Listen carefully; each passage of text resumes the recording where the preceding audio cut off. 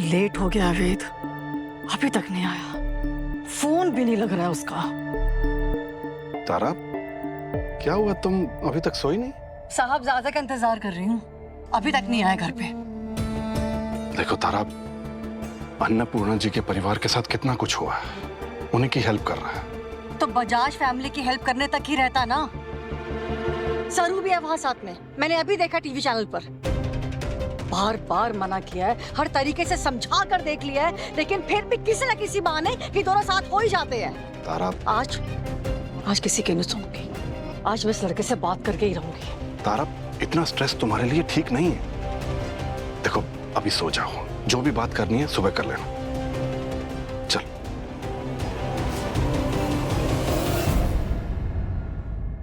तो अच्छा हुआ कि कामिनी जी टकरा के बेहोश हो गई, वरना हमने कामिनी जी को इसी घर के स्टोर रूम में टॉर्चर किया था। ये बात छिपाने के लिए फिर से गाड़ी में घुमा के वापस लाना पड़ता। ऐसे वेद साहब, दादी को कामिनी जी ने बहुत दर्द पहुंचाया है। उनके चेहरे पे वो डर देख के थोड़ा तो सुकून मिला। फिक्र मत करो सरू, कामिनी जी का बुरा वक्त अब शुरू हो गया है। ज्यादा दिन बच नहीं पाएंगे, बहुत जल्द उनकी असलियत सबके सामने आ जाएगी। थैंक यू वेद साहब। Thank you. वही हर बार हमारा साथ देने के लिए, हमारी लड़ाई लड़ने के लिए, हमारे सारथी बनने के लिए। अगर ऐसे थैंक यू बोलना है ना सरू, फिर तो जितना कुछ तुमने मेरे लिए, मेरे परिवार के लिए और इतने सारे लोगों के लिए किया है ना, अगर उसके लिए मैं थैंक यू बोलने जाऊं तो रात से लेके सुबह का सूरज आ जाएगा, लेकिन वो थैंक यू खत्म नहीं होंगे। बोलो बोलो, बोल देता हूँ थैंक यू उसके लिए। वेद साहब, इसे बहुत रात हो गई है, अभी आपको जाना चाहिए। पर मेरा मन नहीं कर रहा है जाने का घर। तुम्हारा कर रहा है? हमारा क्या मन कर रहा है? वेद साहब जाइए, आपको जाना चाहिए। ये काम खत्म, पैसा हजम, ये क्या मतलब है? मैं नहीं जाऊंगा, तुम्हारे साथ रहूंगा। चाहिए ना। क्यों? तुम भी चल। अरे चाहिए। अच्छा फाइन, जा। मन नहीं है लेकिन जा।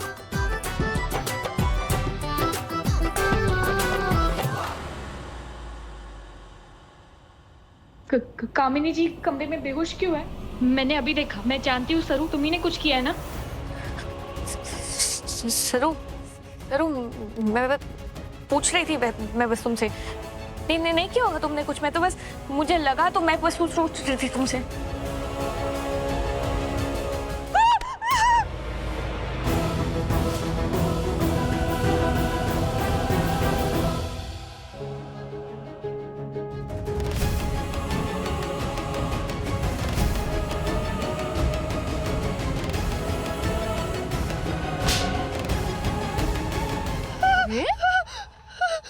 घबरा गई क्या? डरने वाली कोई बात ना है, कामिनी जी को कल तक होश आ जाएगा। वो क्या है ना, सरू किसी के भी उधार ना रखे, ना पैसों का ना दुख दर्द का, एकदम हिसाब बराबर, सूद समेत। और अभी भी हमारे खाते में एक नाम बाकी है, उसका भी हिसाब बराबर करना है, एकदम हिसाब चुकता। क्यों? सबका नंबर आवेगा, सबका। क्या मतलब? मतलब मैं सरू हूँ, सरू, खरेज की कबड्डी चैंपियन। अपने विरोधी टीम के ना एक एक खिलाड़ी को मैदान में धोबी पे चाड़ कर देती हूँ। आज तक हमारे चंगुल से ना कोई बचा है ना कोई बचेगा। क्या हुआ, डेमो दिखाओ? अब तक ना चंगा, तूने बस हमारा सीधा सीधा रूप देखा है, लेकिन अब थारे पल्ले पड़ी है बेशरम पोती।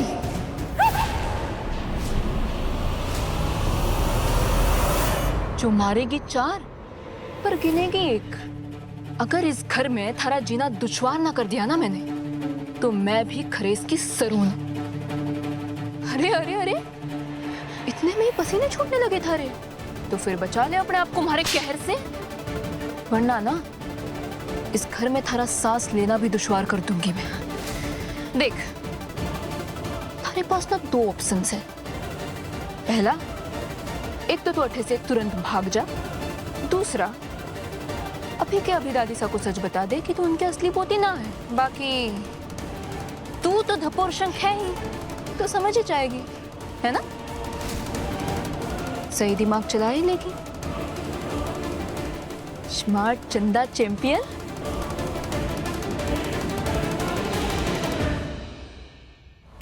रिया?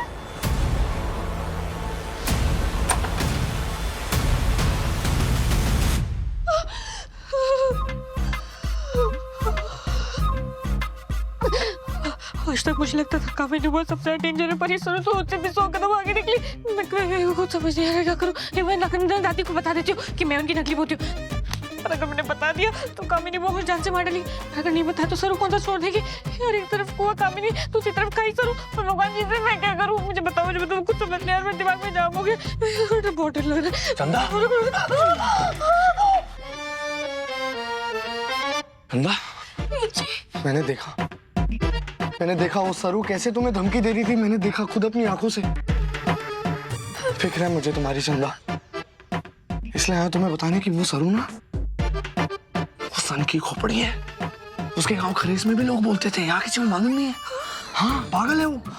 तुमसे जितनी चिड़ी बैठी है ना, कुछ भी कर सकती है तुम्हारे साथ।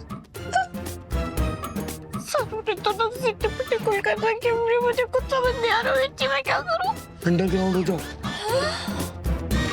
तुम पूछ रही थी ना मैं क्या करूं, तुम्हारे लिए सोच के आया हूँ। अंडरग्राउंड हो जाओ, अपने गाँव कहीं चली जाओ। अब चुप जाओ कुछ दिन के लिए। हाँ, वरना सरोज जितनी पागलपन कर रही है और तुमसे जितनी परेशान है और जितनी प्रॉब्लम है उसे तुमसे तो ये भी कोई उम्र है मरने की क्या? जान नहीं देगी जवानी में। कह रहे हो बच्ची, जान है तो जान है। मर गई तो क्या ऊपर कैसे ले जाऊंगी? नहीं, पहुंच के कुएं में थोड़ी कूदा जाता है, उधर से तो भागा जाता है। सही कह रहे हो बच्ची।